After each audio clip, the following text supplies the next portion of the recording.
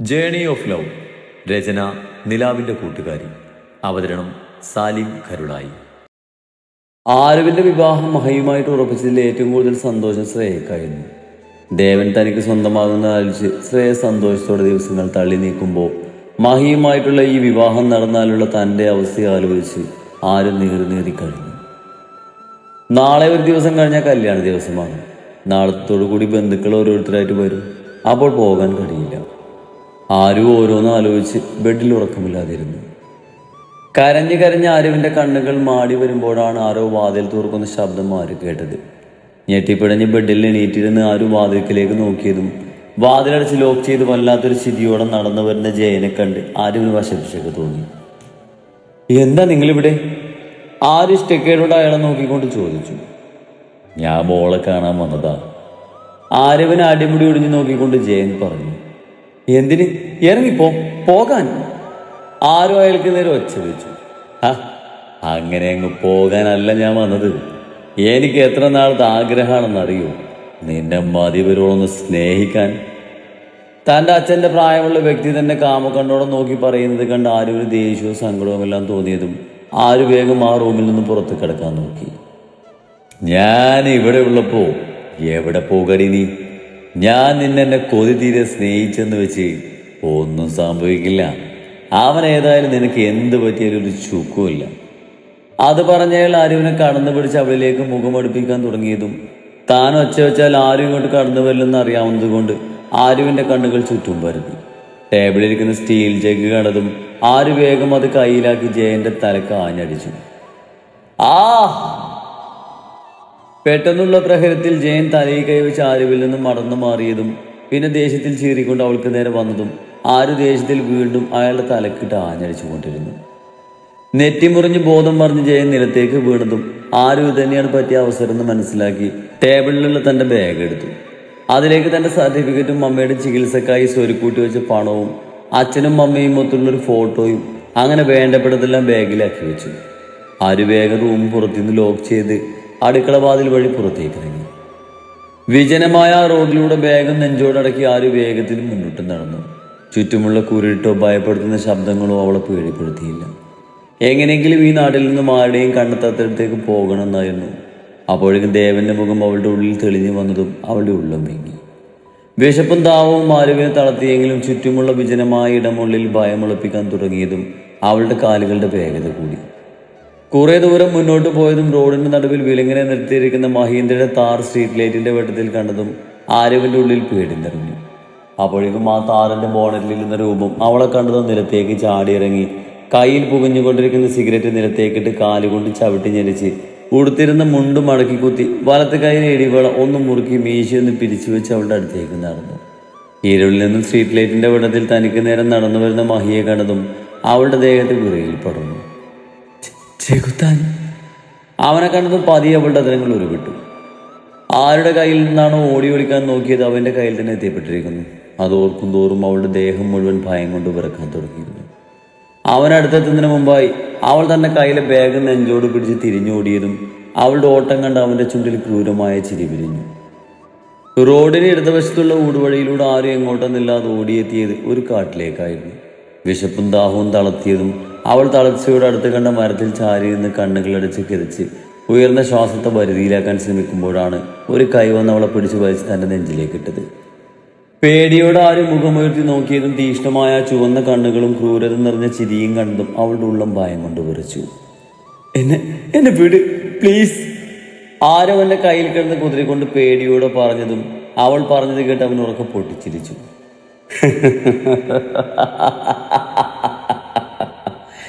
ഇല്ല ഋഷി, ഈ ജന്മം നിനക്ക് എന്നൊരു മോചനമില്ല. എന്റെ കണ്ണു പൊട്ടിച്ച് രക്ഷപ്പെടാൻ ശ്രമിച്ച നിന്റെ ധൈര്യം അപാരം തന്നെ ഋഷി. പക്ഷെ എന്ത് ചെയ്യാനാ?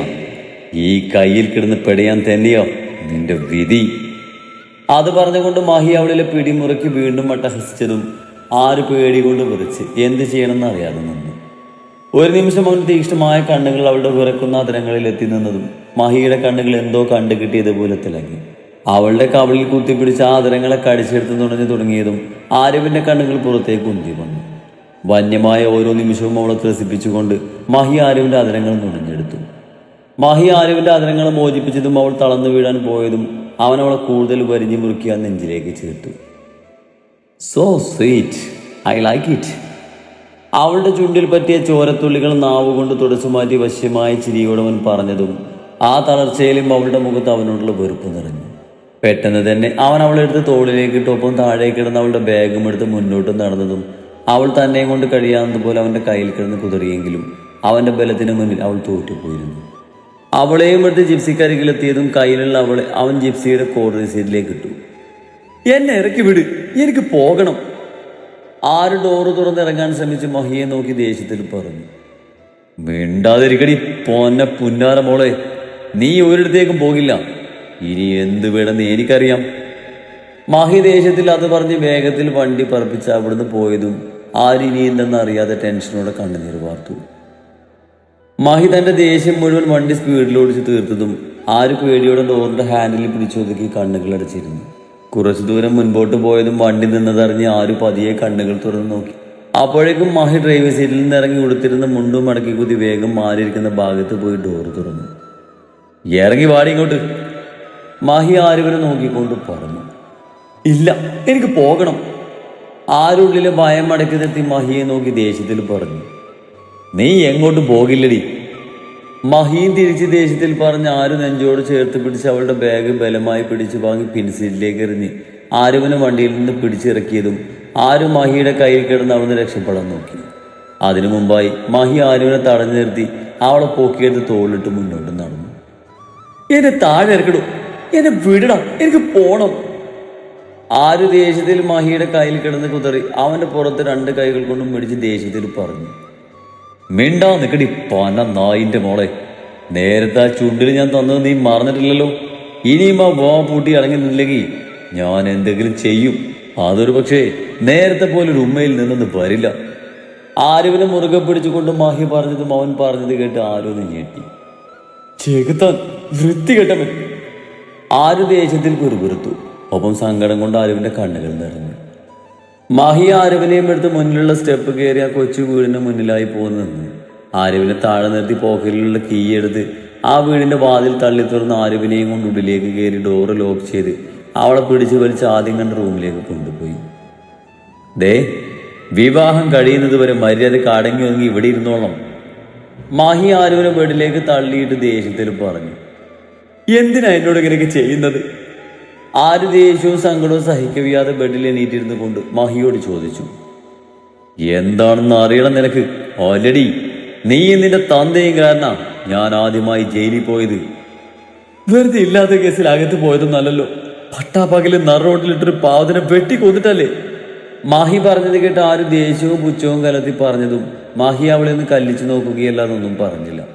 മഹിയുടെ നോട്ടം കടന്നും ആര് പുച്ഛിച്ച് ബെഡിൽ നിന്ന് എണീറ്റ് മഹിയെ മറികടന്ന് പോകാൻ നിന്നതും മഹി വേഗം അവളുടെ കയ്യിൽ പിടിച്ചു നിർത്തി. എങ്ങോട്ടാ?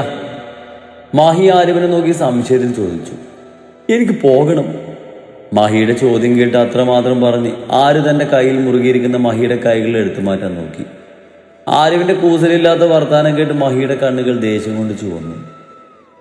അങ്ങനെ അങ്ങ് വിടാൻ പറ്റില്ലല്ലോ. നിന്നെ വെറുതെ അങ്ങ് വിട്ടുകളയാനല്ലടി ഞാൻ നിന്നെ 10 ലക്ഷം കൊടുത്ത് നിന്നെ വാങ്ങിയത്. മഹി പറഞ്ഞത് കേട്ട് ആരും ഞെട്ടിപ്പോയി. എന്താ എന്താ പറഞ്ഞത്?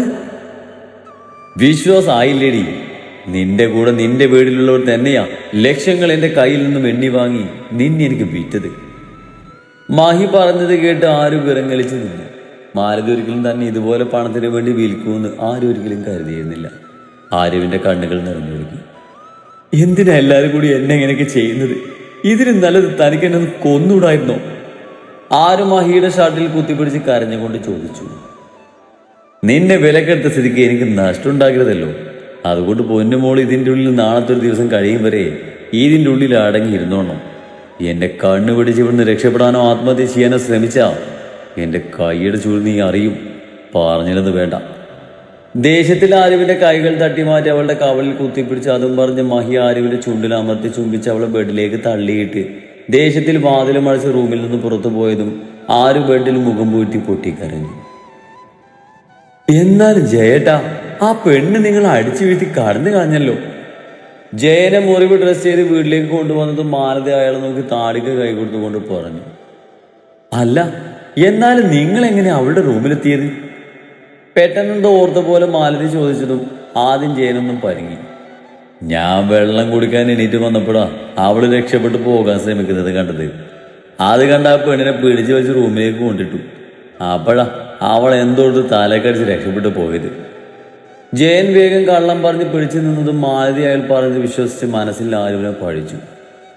ഏതായാലും ആ ചെക്കൻ്റെ കയ്യിൽ തന്നെ ആ പെണ്ണ് ചെന്ന് പെട്ടെന്ന് നന്നായി. ഇല്ലെങ്കിൽ കിട്ടിയ കാശ് നമ്മൾ തിരിച്ചു കൊടുക്കേണ്ടി വന്നേനെ, മാലതി ആശ്വാസത്തോടെ പറഞ്ഞു. ഷാരോൺ ഇന്ന് വരും.